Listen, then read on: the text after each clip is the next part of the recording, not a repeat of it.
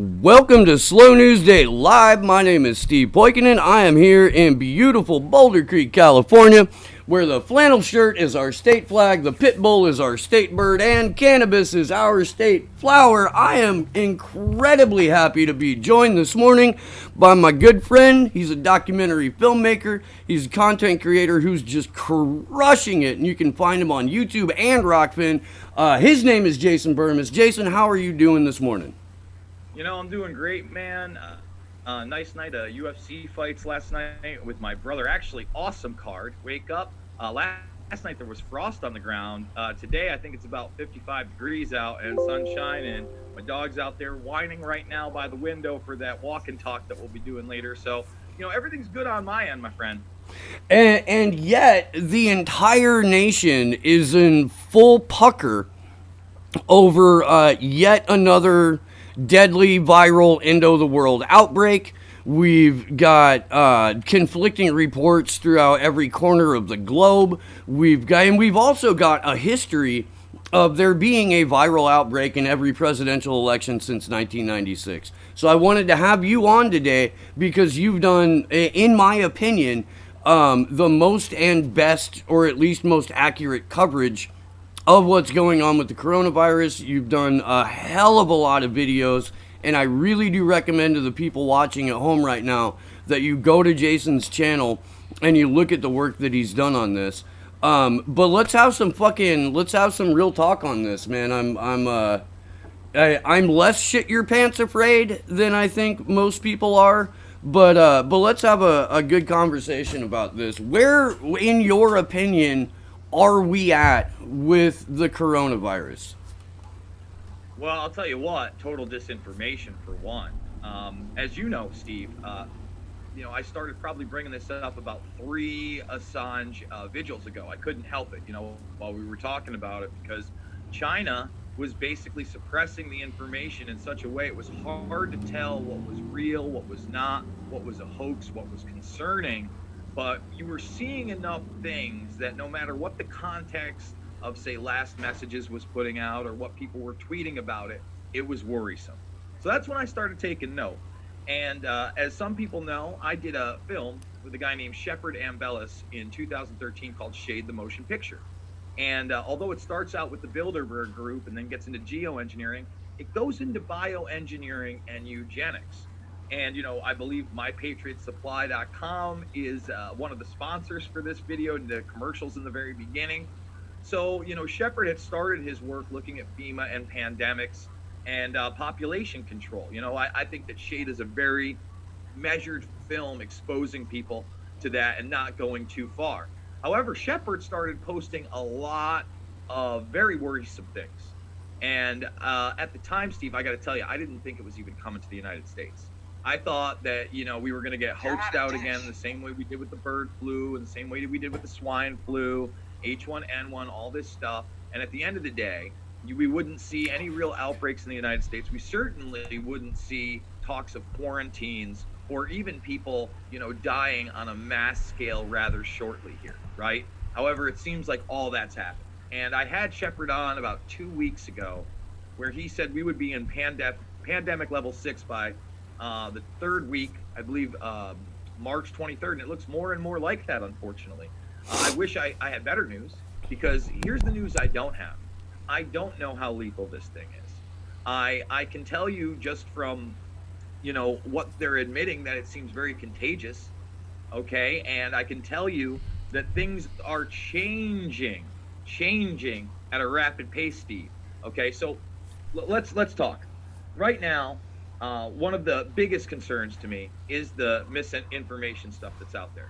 Because yesterday, I literally tweet out very, very quickly that New York, you can see the URL. You know, I didn't make this URL up. FDNY firefighters banned from responding to potential coronavirus calls. I tweet that out. 4 minutes later, it's gone. So is that real or not? You know, is that real or not? Or are they trying to say now that we can't do that because we have 4,000 as of yesterday afternoon in precautionary quarantine, which Cuomo is saying that basically you're not allowed to leave your house and people are already breaking that. We know from that lawyer's case in Westchester, the first one, and these are all the admitted stuff. So, I'm not trying to fearmonger, I'm trying to put out the facts they are. He goes home, he spreads it to his entire family of 5. Okay? So 4 more people get it from there. That means everybody gets it in the house. That's a 100% infection rate in the household. The man that drives him to the hospital gets it.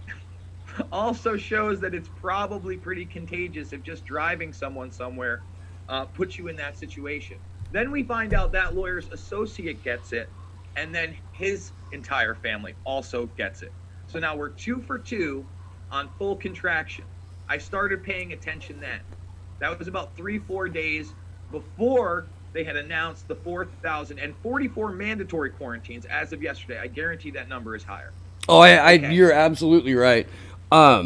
We were noticing that as it spread to the United States, it was spreading, like, I'm going to say coincidentally here, I really don't think that they're targeting activists with the coronavirus. The only places that there were confirmed cases of the coronavirus was places where we had traveled from to go to DC to hold the events, and then traveled back to, and as we were landing, like, it's in our camera girl's neighborhood. There's a confirmed case in Santa Cruz. SFO was one of the places that it landed. We had 2 activists down from New York City. It was in New York City, like in the city. And then of all places, like North Carolina, and we had someone come up from Raleigh, North Carolina. So coincidentally, it was really fucking weird. Well, again, I was with you in D.C. in Action for Assange when I started to get even more concerned. Now, let's finish up New York for a second, because I think this is important. Weeks ago, I said, is this Scaremageddon? Because it seems like we already had cases in Buffalo. They were talking about China, but we had this phone call from a gentleman whose wife worked at a hospital in Buffalo. He names the Buffalo. He says people had tested for COVID-19 there. Okay? So no talk of that. We still, although there are quarantines in Rochester and Buffalo, as far as I know, there are no confirmed cases in New York. There will be, obviously. I believe it was over 30 yesterday with, I think it was 400 confirmed cases with like 33 hospitalized or something like that. And so far, they haven't mentioned any deaths in New York. And I'm going to tell you why, because once they do, well, that's when people panic. Okay, no doubt about it to me. That's when people start panicking. And I guarantee we've had deaths, and you have to ask yourself, now they're already telling us, Steve, the thing is mutated and it has 2 strains. But what if it's 2 things entirely? And it didn't mutate, that one is the cover for the other. And here's where we get into theories for sure. But you have to ask yourself, with a huge spike in influenza in the United States, where some are estimating up to 65% more deaths already this year, was it just completely undiagnosed here? We know they didn't have tests. We know they still don't have tests. We know they don't want to test the dead. And we found that out. This is when I got ultra concerned, when you saw how they treated the Kirkland situation. It's now completely out of control. These family members, the majority of them had their family members die that you see behind me. As far as the gentleman right there, he said at the time, all 8 who had been tested, it was 8 for 8 dead in that facility. No CDC gear. They can still go get their family members, bring them home. No other medical places would touch them. But one woman did bring her husband to get tested for the virus finally. You would think that with all the hype surrounding this, even in the media, that they would have had this protocol for the first outbreak. They did not. And now they're saying 70 of the workers are infected. Holy fuck, dude. That's an alarming number of people, Jason. I don't freak out much. There's things that I will concern with myself with. I like, we talked about it on the show before. I have school age children, so viral pandemic is one of those things that will perk my ears up. I'm really glad that you have the footage of that press conference, because I'm not sure if everyone in my audience has seen it. And you kind of set it up there a little bit. If you don't mind, will you go ahead and walk us through what's about to happen, and then play as much of that as you feel like you need to play? Yeah, well, let's just play a little bit of it. I think this guy's opening statement is pretty powerful, right, Steve? I agree fully. A half hour later and reveals even more. But what you're going to find out is that a lot of these people were asymptomatic hours before they died. The staff there is completely inept at handling this. The woman behind that gentleman was actually called to be told her mother had no symptoms and was okay 7 hours after she had died and gotten that phone call. Okay?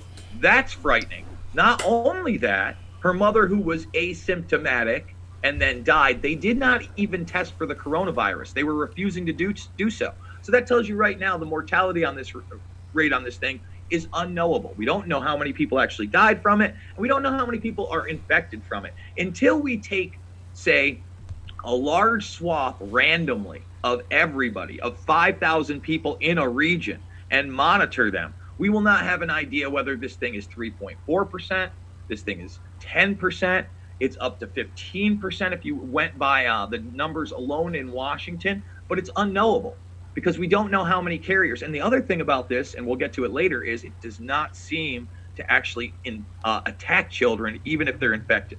But despite that, despite what you believe about the virus, if you think that American citizens should be treated like this, then you're absolutely insane. This is the group that could appear. The reason for there are so few of us present here today is that so many of us are either grieving, trying to arrange and manage health care for our loved ones who have been transferred out of the Life Care Centre and admitted to care facilities close by, have been personally quarantined or have been quarantined or in self-quarantine.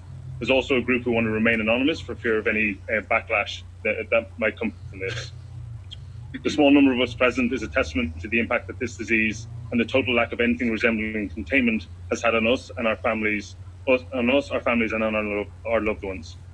Those standing here today are either the most fortunate ones, like myself, whose loved ones are not yet symptomatic, or the least fortunate ones who have already lost their loved ones. We've been complaining for days at the lack of information we have received from the Life Care Centre, from the Department of Health, and from the CDC. Most of us found out about this outbreak on the news. Even our loved ones were not told that there was COVID-19 outbreak. On the contrary, they were explicitly told it was a respiratory outbreak. So let's stop that really quickly. From day one, they were lied to. We should note this. From day one, these families were 100% lied to. They didn't even tell them there was a possibility of this being that outbreak. How do you think you're going to be treated? Viewers, seriously, at this point, how do you think you're going to be treated? Just because it happened in China, and we're not China, and just because it happened in Iran, and we're not Iran, and now it's happening in Italy, and they're about to quarantine 17 million people, and people are rushing to get the fuck out of there because they've seen the quarantines, and we'll get that. We have to understand they have lied from day one to these American citizens. I'm going to continue it, Steve. The Life Care Centre claim they are committed to keeping family members as up to date about the health of our loved ones as possible. To achieve this goal, each resident has been assigned a clinical representative who will be in contact with family members daily and respond to their requests for information about their loved ones. At 3:30 this morning, one of the people present here today was informed that their mother had passed away. 7 hours later, at about 10:30 a.m., that same person received a phone call from their assigned clinical representative to inform them that their mother was fine and was not symptomatic. When the family member corrected them and informed them that their mother had in fact died, the care representative simply stated that the chart had not yet been updated. Let me just stop that. So there's another thing. This woman had talked to her mother less than 24 hours before, had been informed less than 24 hours before that her mother was not ill and that she was asymptomatic. And then at 3:30 in the morning, she's dead. Okay, and then they're so incompetent, they call her back at 10 a.m. and tell her she's alive, and once again, showing no signs of symptoms. If that doesn't show a swath of incompetence, that's incredible. And remember, after she dies, if you watch this whole thing, it's an hour long. I did a broadcast on it, but they don't even want to test her mother for it. Somebody who was perfectly healthy and then dropped dead, and whose roommates seem to have it, they don't want to test. That's insanity, and they haven't tested any of these family members either. So let me ask you a question then, real quick. At what point does incompetence become either cowardice or become nefarious? It's already criminal in my opinion, Steve. You know what I'm saying? I don't know what else to say. It's super, super criminal to me that we're treating human beings like this, period. Now, Ambellis and people go watch that. I mean, I don't want to even, it's just going to make me upset. I'm trying to keep a level head here. It's just going to upset me watching that again. And it's already criminal. We're already there, man. We've had a criminal government in charge for a very, very long time. I've tried to tell people they don't give a fuck about you. They don't give a fuck about you. They don't give a fuck about you. And what you're seeing now is the prop up of the market over the next week to try to keep it from falling out too much so they can manipulate it, so those in power can manipulate it and still stay in charge. That one piece of shit did say the quiet part out loud, where he was like, if we just have 2% of the population die off, the market will correct itself. And you know what? That's Rick Santilli. Yeah. And if that's what I want to explain to people. That's a CNBC minion. That's a guy that's worked there for 21 fucking years. Probably got a decent portfolio, maybe 10, maybe 20 million. It's probably costing him quite a bit. Okay? And I'm giving him credit. I don't know the guy. Who knows? Maybe he's into blowing hookers and he's got nothing. I don't know. maybe it's not. But if he's thinking that way, can you imagine how the people with 100 million or 1 billion think of you? Oh, they wouldn't care if it's 20 fucking percent. Like, I promise you that. I promise you that. So here's the next thing, Steve, that's really being underreported, and I think people need to understand. Right now in China, and we don't need any audio here, the way they're really testing for it is they're giving you CT scans. All right? And depending on your CT scan, they're looking at your lungs, and they're basically saying that this one's been filled, this guy's a goner, he's dead. And now we have more and more information coming out. Even if you survive this and you are symptomatic, you may have the equivalent of cystic fibrosis. All right? This may damage your lungs permanently. So what tests and how effective are they if there's 2 strains? And right now in China, this is Wuhan's network. Okay? Yeah. This is state-approved stuff you're watching. Okay? So at the very least, they wouldn't be running these CT scans for nothing. All right?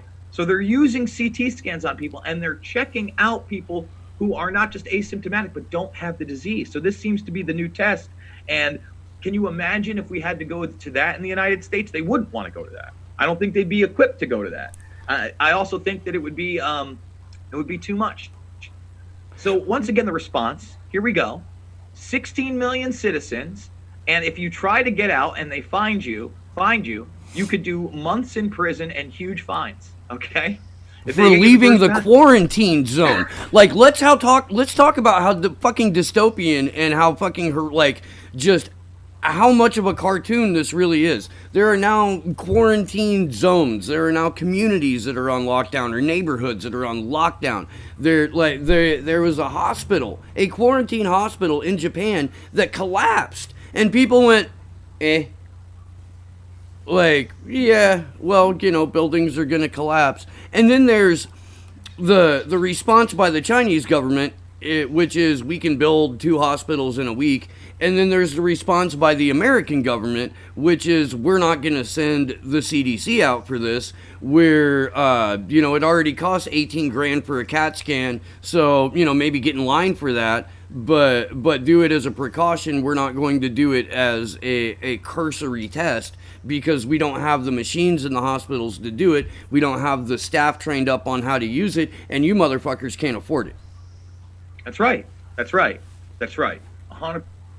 Listen, that gentleman goes on to say, well, do masks work or do masks not work? Because you're giving masks to the health workers that are with these people, but you're not giving them to the family members.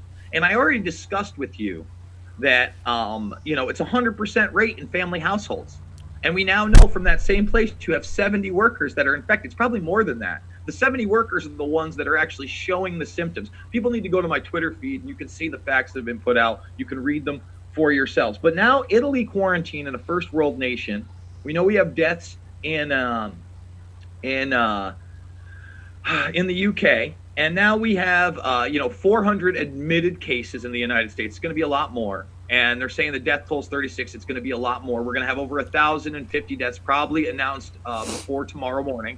This is the kind of stuff, literally, that's Nebraska right now.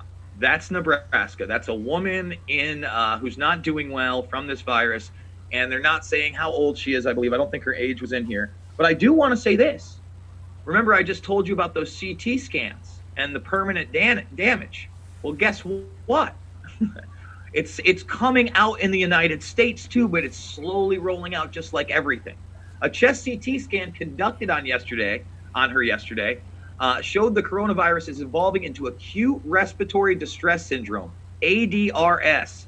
The syndrome, which is characterized by a rapid onset of widespread inflammation in the lungs, is often fatal. And this is just a step away from them admitting that it will be permanent damage. Because now when you say permanent damage, even if you get over it, it's not just the flu, is it?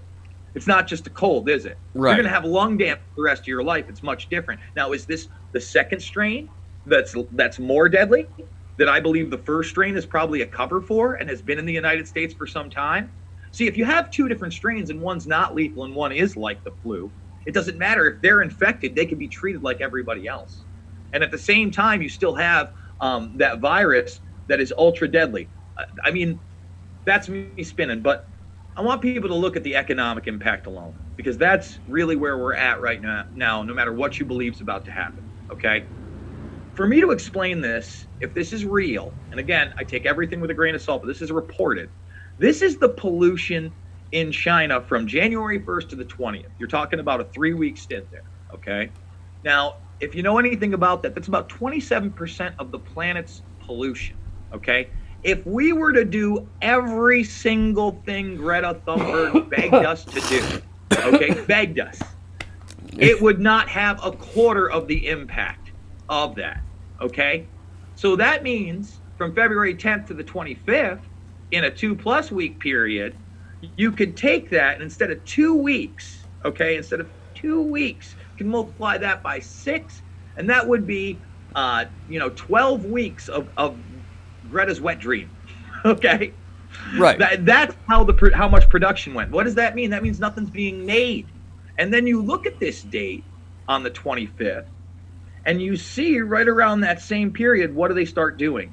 They start taking their prison Uyghur Muslims out of Western China and shipping them into the BMW, Apple, Nike factories. Over 80 factories. Think about that. Not just slave labor like China loves it, saying, hey, a little bit free, Coca-Cola. Yeah. These are the actual in motherfucking prison camps prisoners now making your slave goods to try to keep the economy afloat. Well, they looked at the Kamala Harris model and said, if she can let, people in prison go out and be firefighters, why not us? Why can't we force our prisoners into potentially lethal work in an environment where we're going to drive them like slaves? It's one of those places where the U.S. really, really leads and innovates, Jason. We're on top of that whole, like, slavery get shit done thing. I know. And again, if anybody's doubting me, this is the Wall Street Journal. Coronavirus snarls trans-Pacific shipping and ripples through U.S. business. This is real. All right. There are several videos now where you can see the empty freight docks on the West Coast that would normally be coming in from China. They are not there. They are not there.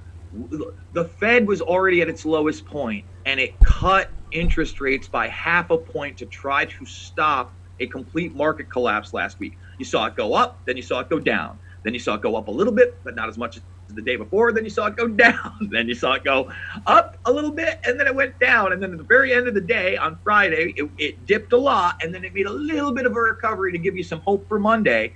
These people are shorting and managing the situation so that at the end of the day, no matter how bad the stock market does, they still own the infrastructure. That's 100%. And 100%. a lot of people who are just, only cursorily familiar with how the markets work, were looking to the outlet Zero Hedge for updates on this, for actual real information on this.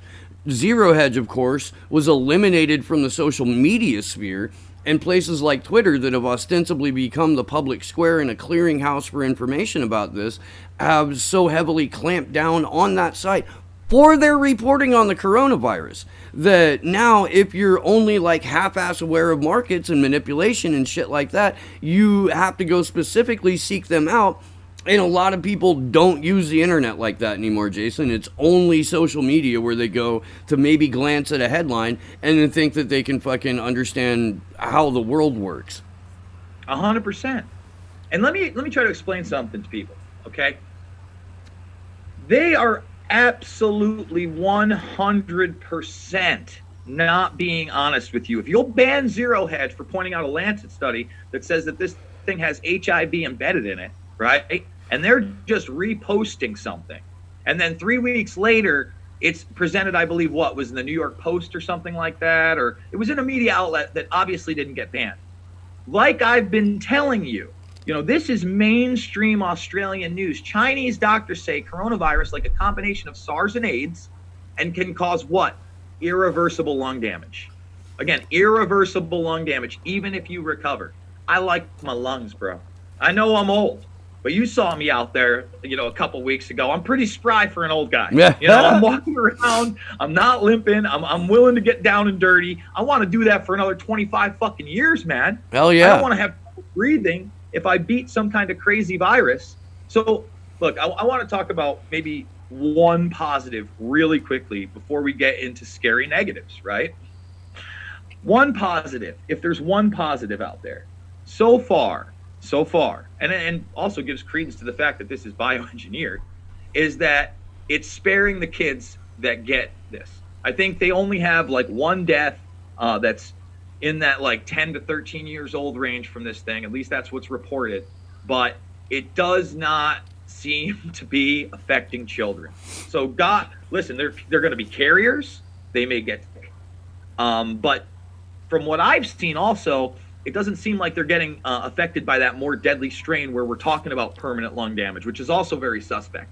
Remember? Because again, I'm telling you, Steve, I think this thing's been here for a very long time as that deadly flu, and that's why we saw the spike, and they just refused to test for it.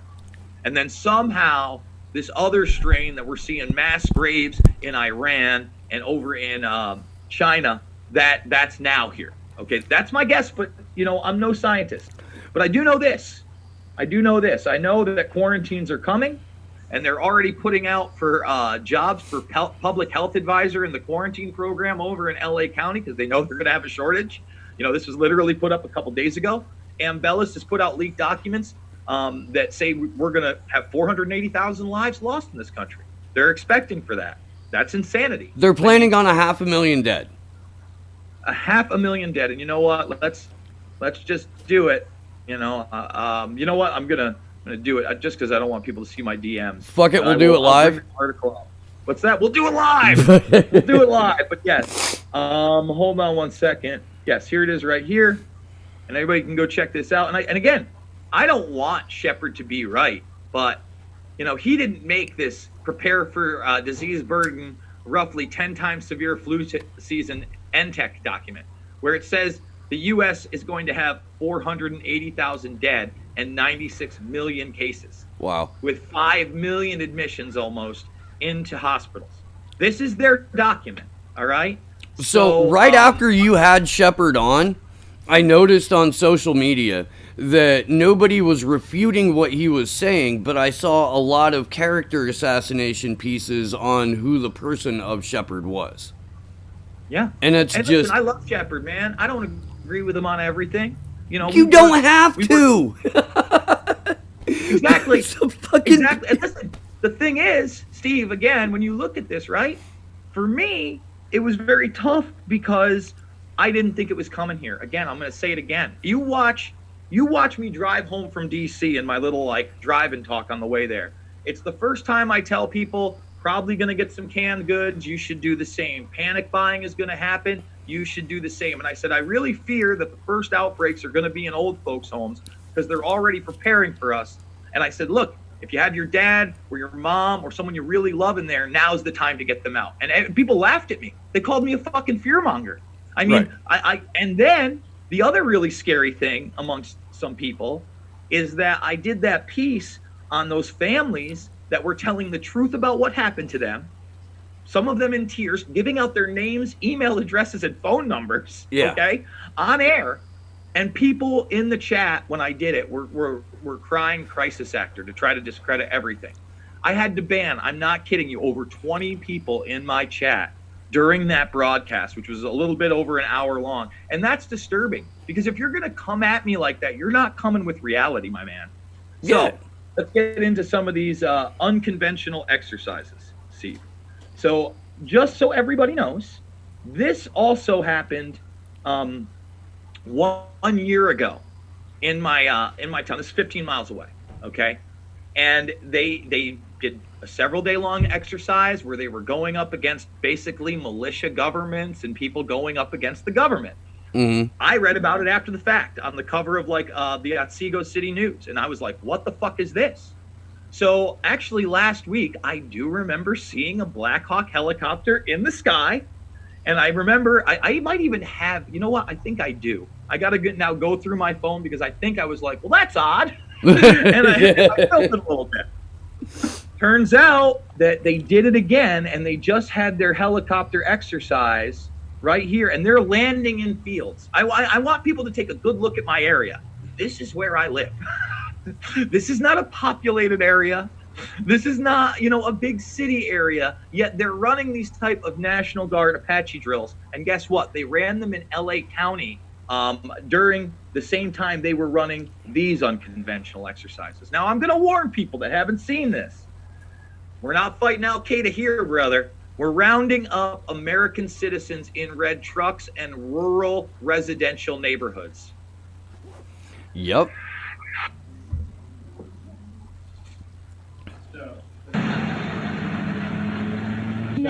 Did you see that? I mean, they literally have a checkpoint where someone's in a minivan and a gun is pointed at him. And right now, the person in the van, what are they? They're getting shook down for their weapon and their ID. And now we're talking live fire exercise against the military. Notice 2 men sitting down at a picnic table surrounded by military men with guns. That's discomforting. Well, it's going to get more discomforting. Hey, this guy there, this guy there, this guy there. How about some live explosives? That's great. I know what we'll do. We'll helicopter into a Walmart or Costco parking lot and have live fire drills.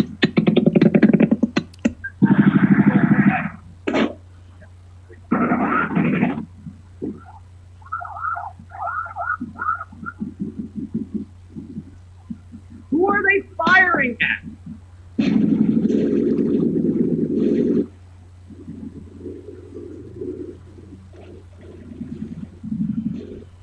So I want people to really know that not only has this training been going on a long time, it seems to me it has been exacerbated. I'm going to try to find it right here.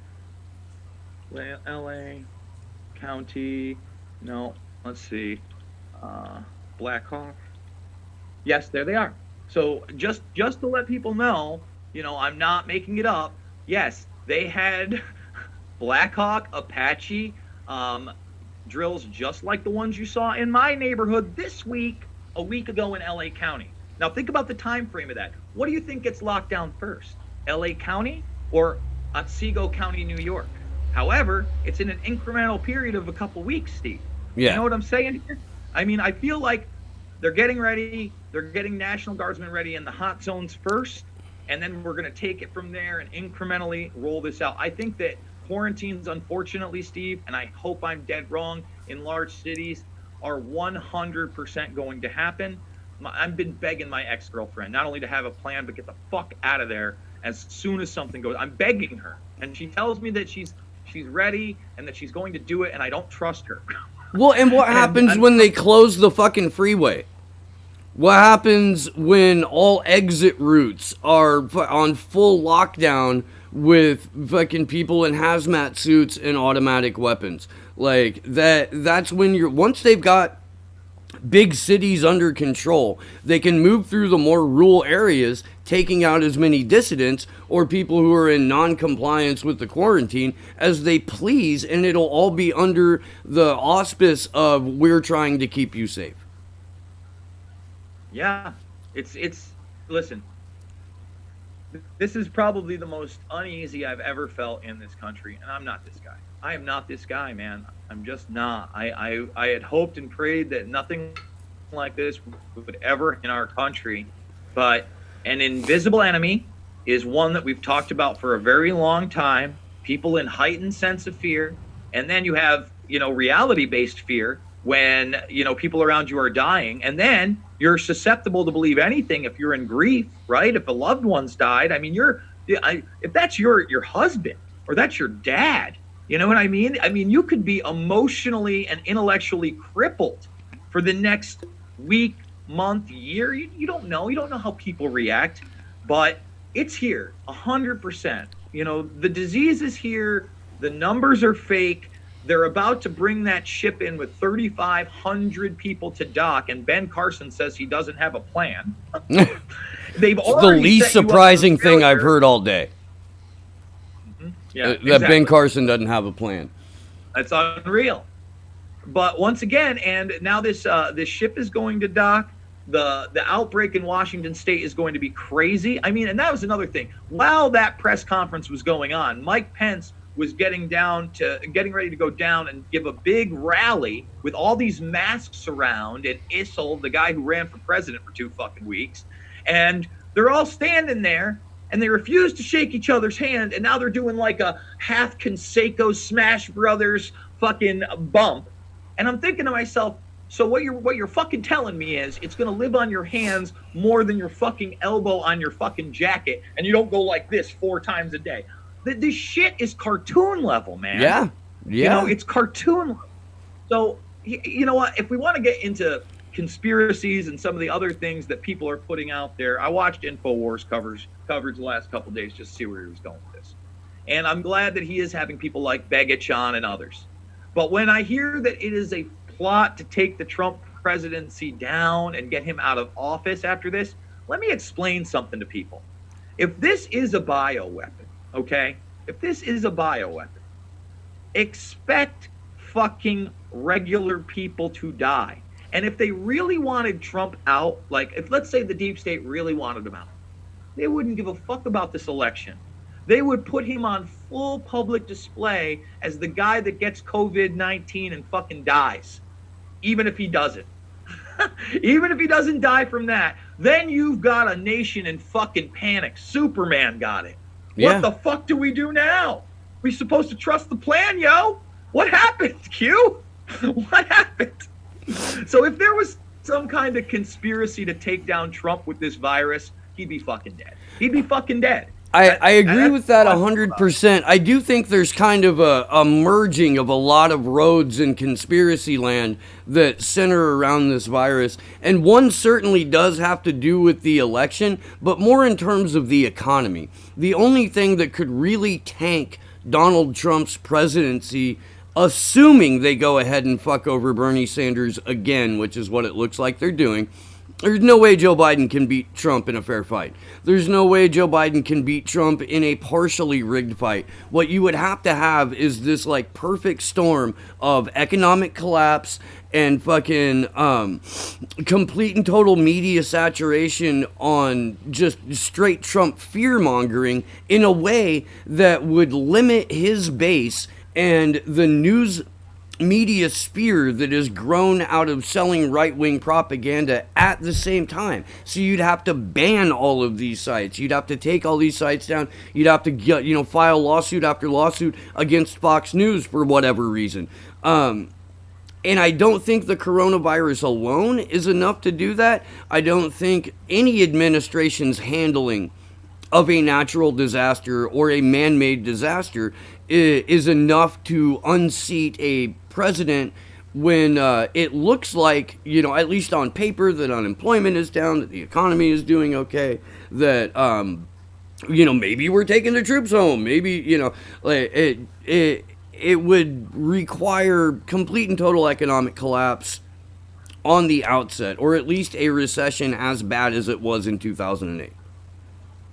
I think no matter what, this is going to be an economic reset. 100%. I think this is the 29. I mean, again, 1929 is now 90 years ago, guys. It really is almost at the century point. So we know these things happen. We know the market was already inflated. I think that's a total reality. Now, again, if we're getting into conspiracyville, there are those that are also predicting we're not even going to have an election. Also, if you believe the public version of this, Joe Biden would be the worst person to get COVID-19. I mean, he's obviously unhealthy. I did a 22-minute broadcast that could have been 22 hours on just some of the motions of senility and dementia. I got hairy legs. White kids are just as smart as poor kids. Like, Caitlin Johnstone now has a thread that's like up to 40 plus separate incidences of Joe Biden saying dementia-y shit. You know, like it. I've not watched any of my personal family members go through dementia. I watched my best friend's mom go through it. I am familiar enough with it to recognize what a person in cognitive decline looks like. And Joe Biden is in full cognitive decline. Like, he's already passed all of the warning stages and is moved into like, holy fuck, what? Oh, it says my connection is unstable. Maybe it's correcting itself now. This only happens when we're talking about conspiracy-related shit or Joe Biden's dementia. But yeah, no, Joe Biden is a man in serious cognitive decline. Been saying it for months now. Yeah, no, absolutely. And let's say, I mean, it looks more and more like they're going to try to rig it for him, right? And Yeah. Bernie's not speaking up, which is upsetting. I actually did a broadcast with Nico House talking about that. So, you know, to me, I don't believe that Biden even won South Carolina. Fuck to be no. really honest with you. I think that Diebold is in the mix. I think the rig is in. You saw Kamala Harris come out for Joe Biden today. Every other establishment piece of shit doing so just in time to, bootlicker and Klobuchar like Klobuchar. I mean, talk about scripted. Now, he still hasn't announced his VP. Is it going to be Hillary? You know, if Bloomberg had got it, Bloomberg isn't worried about getting Clinton sided. Joe Biden? Are you kidding me? Joe Biden doesn't even have to make it look like it's a murder. like you give Joe Biden a little too much aspirin, he might not wake up. So I don't know what the fuck everybody. I mean, that's ridiculous. And what was the big hype in the media? I did a video on this over a month ago that they were going to start talking about Hillary Clinton again. In between that spot between the Howard Stern interview and the Hulu documentary series Hillary. And, you know, Bill Clinton's big headline, I did it to ease my stress or whatever, banging, Lord. all that stuff. And then Hillary talking about all these things, all making headlines now. So it looks like they're trying to run the same old establishment candidates. Tulsi Gabbard was in the cage over at UFC, 248 last night. Now, here's some interesting observations, coronavirus style there. Highly unattended. Before the main card got in there, I'd be surprised if it was at a third capacity. Even with the main card there and seeing more UFC superstars in the front rows than I had ever seen before, just off the top of my head. Maybe sometimes you get about 5 fighters that aren't on the card that are come to see it, right? They had Khabib Nurmagomedov, they had Usman, they had Cowboy, they had Sterling, they had Costo.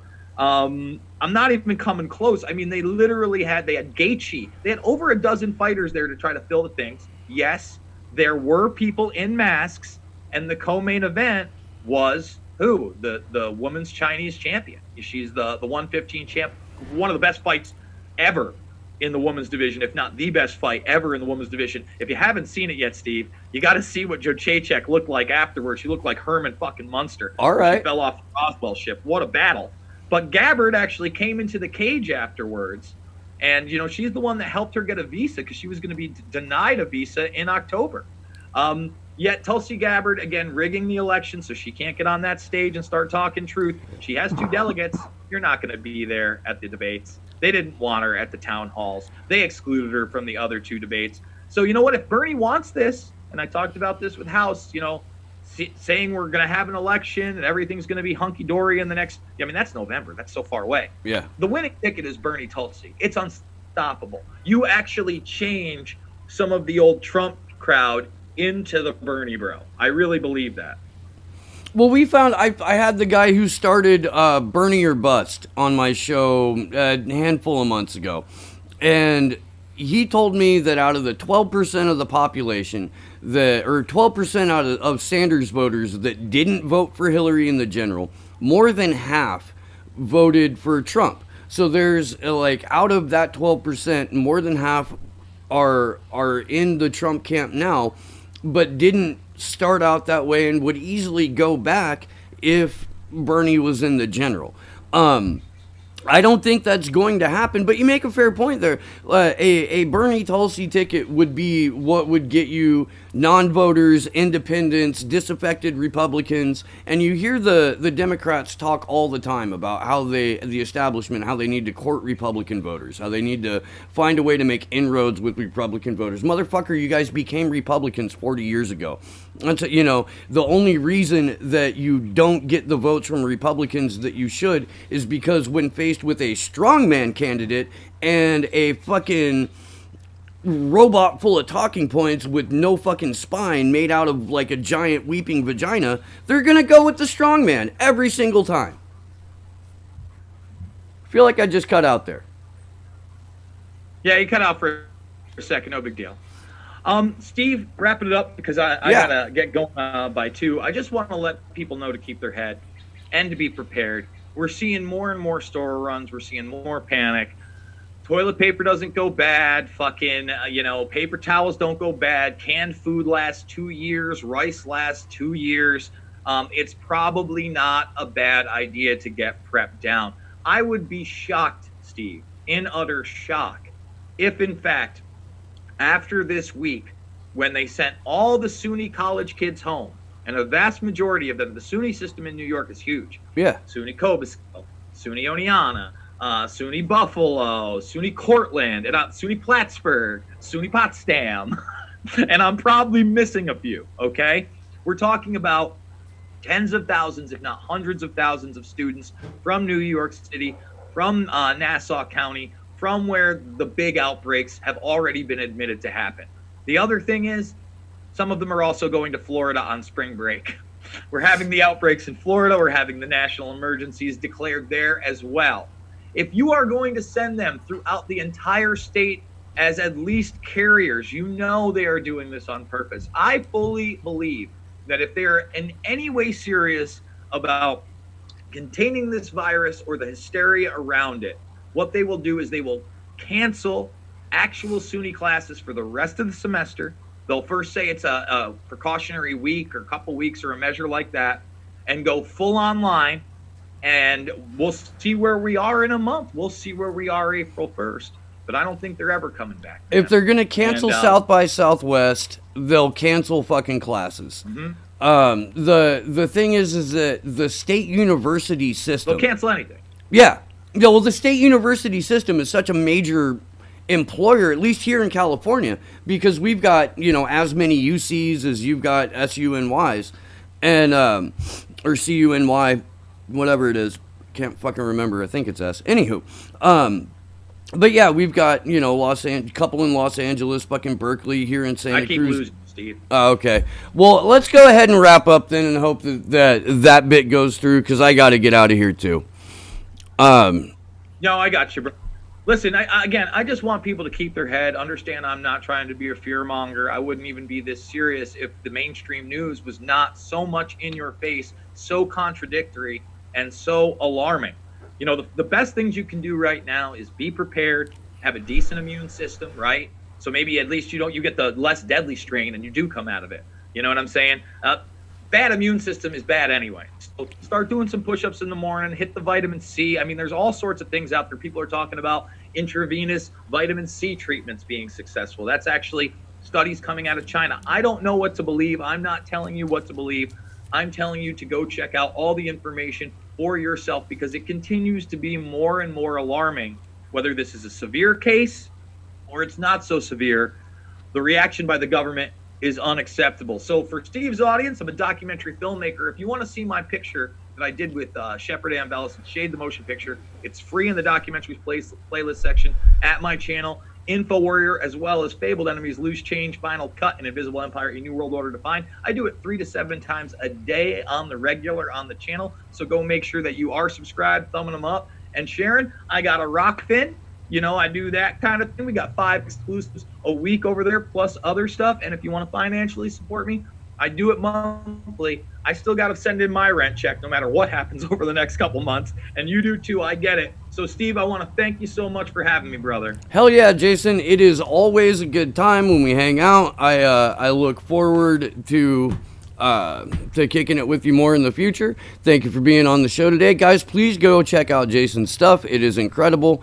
And that's going to go ahead and do it for me, too. I may be back live later today. I may not. It really depends on how long our meetings go. I've been in meetings since I got back from DC. It's killing my soul, but it's necessary. So until next time, this has been Slow News Day. I'm Steve Poikinen, and good luck to us all.